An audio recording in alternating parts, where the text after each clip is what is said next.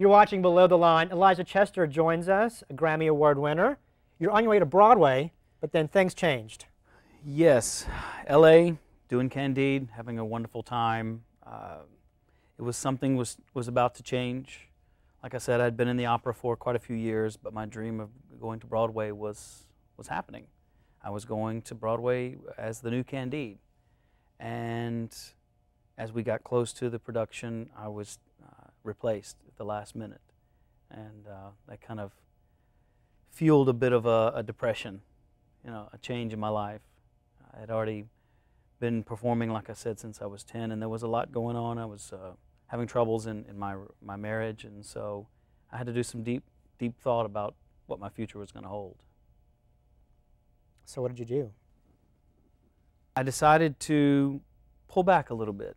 I made a phone call to my then manager at Columbia Artists, and I said, let's just pull back. I was booked way in advance, quite a few years in advance, and I said, let's just cancel the next year, and let's see if I can recover from this and figure out what to do. And of course, that didn't make him happy at all, because I was headed to Sydney Opera and Monte Carlo and all these other big places. He wasn't happy that I wanted to do the Broadway thing anyway, but I did, and before I knew it, months had passed, and I just got worse and worse, more depressed and more confused. You know, that dream being ripped out of, you know, right out from under you, just did something to me. Maybe I just wasn't ready for that sort of change. But you officially retired in 2002, doing regular jobs, but you also had a foot back into it a little bit. I did. Over the course of that hiatus, I guess you could call it, I did go to Nashville, and I gave it a shot at country music and contemporary Christian music, which led to me being a part of a really nice album that won a Dove Award, which won me a Dove Award for principal soloist as well. And maybe that planted a seed that things weren't completely over, but I just wasn't ready. You walked away again. So really, around 2002, I just said, enough. So at that point, I decided to just start doing odd jobs. I taught some school. I was a flight attendant for a now closed down airline. I worked at various churches as their music person, just from one thing to another, trying to find the other creative side to figure out where I was and what I wanted to do. But would the hiatus last forever? Coming up next, Elijah returns to performing. We'll see it next to the line.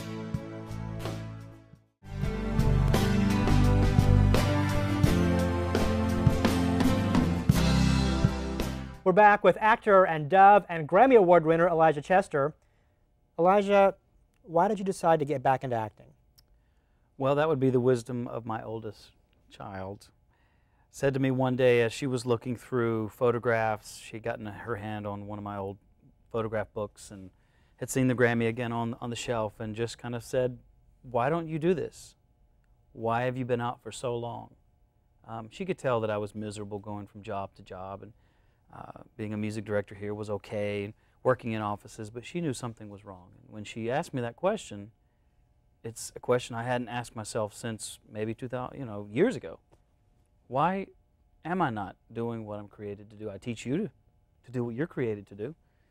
And so I woke up the next day and decided, let's see what this would look like. My passion is acting, and definitely film acting has always been my passion. I knew that even if I had made it to New York Broadway, I wanted to move that direction. So I just started scouring the internet, looking for places where to audition, who was auditioning for what, commercials, stage, whatever. And I really, again, in my life was fortunate to fall upon an ad for a production in Wilmington for The Notebook, a musical adaptation of The Notebook. And the fact that it was so close to me, just a few hours away, tweaked my interest, and the fact that it was a ground level production with what seemed to be some really talented people. So I sent them a message. They called back and said, please come down and audition. I did, got the part, and the journey started months. We did months through the summertime working on that, and it was an unbelievable experience. And there was no turning back. But it was different because at this point, you're almost starting over again. You gave up your SAG card AFTRA, Equity, AGMA. You're Hollywood agent at William Morris. You walked away from it all. I did. And that's an incredible decision to make because so many people are trying to get those. They're trying so hard, yeah. In their career. And tell me about The Notebook and what do you think that has done to you as you're coming back? Wow, it's going to be the defining moment, I believe. Maybe not so much career. It could turn out to be something great, but it was a defining moment in me personally to know that there was more for me. But career-wise, I believe they are headed to New York. Their next stage is a New York reading and then eventually Broadway. And the scuttlebutt, if that's a good word, is that I'm on board. If they go to New York, I go to New York. So I'm not counting that until I see it on paper. But regardless, it's helped me meet other producers, get involved a little bit now with the film industry, begin to meet people like yourself, and become entrenched in what I dreamed of doing. But it is scary.